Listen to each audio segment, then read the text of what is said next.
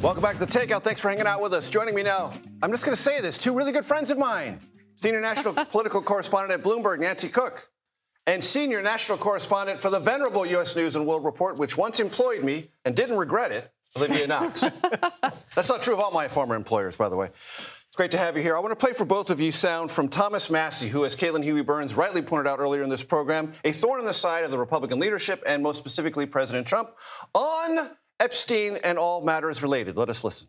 I don't think this issue is going away over August. I think that was the admonition of our speaker in there, was just sort of stick your head in the sand. People have wanted these files for years.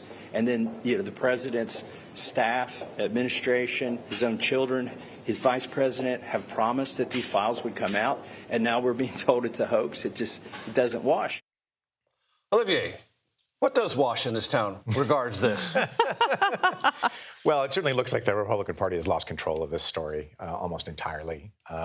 This is the dog that caught the car, but on an epic scale, right? This is a political movement that said that once they got back in power, they'd be disclosing all this information about Epstein that had been suppressed by the deep state and malevolent actors inside the United States government. Well, they now have all the power, and they're telling their followers that they used to tell there was a lot there, that there is no there, and that's not washing. Not at all. Nancy, the speaker made this announcement. It sort of knotted up the House today, like, we're going to flee town, and we'll possibly revisit this in September. Caitlin and I talked about that.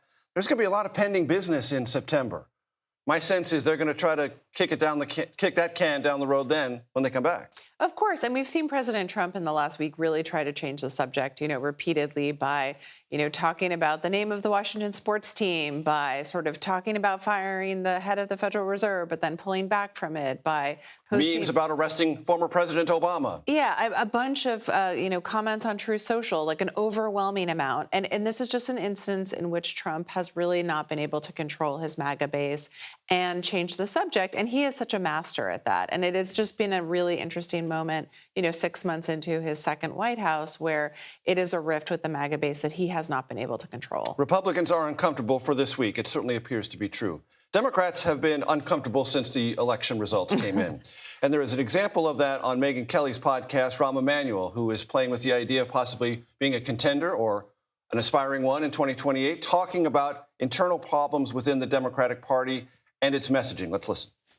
We've gotten focused, as I said, on things like bathroom access rather than classroom excellence. We've gotten focused, and I'm sensitive to one person's pronoun versus the other 35 kids in the class that don't know what a pronoun is. And I'm sorry, 35 kids not knowing what a pronoun is, having your worst reading scores or math scores in 30 years, we have a crisis on hand.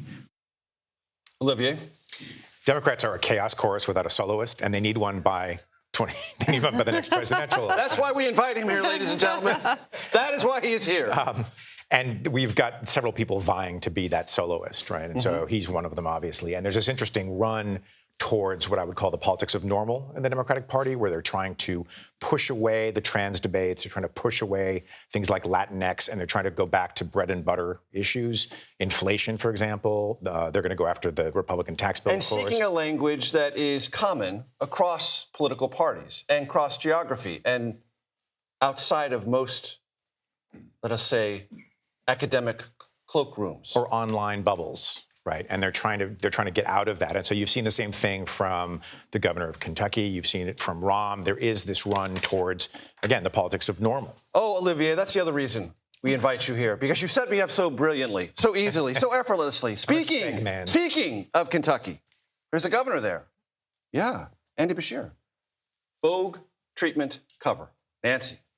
Well, Anna Wintour, who is the reigning queen of Condé Nast, the magazine empire, really has been a longtime Democratic fundraiser and supporter and donor. And so it's interesting to me that, as she is about to retire and depart Condé Nast, or at least the editorship of Vogue, she's putting him on the cover. There is, as Olivia said, the Democrats are really in the wilderness still about who will be their leader, what will be their policy messages. They're even in the wilderness ahead of the midterms next year. But it's very interesting that she is such a prominent cultural figure and can raise a lot of money and get a lot of people to the table that she's highlighting him. And Andy will probably say, I never even read Vogue. Of course. Of course. And Nancy, let me be clear. It's his first time. I'm buttering him up. You're here a regular. We love you so much. Nancy Cook, Olivier Knox, thanks so much for being here.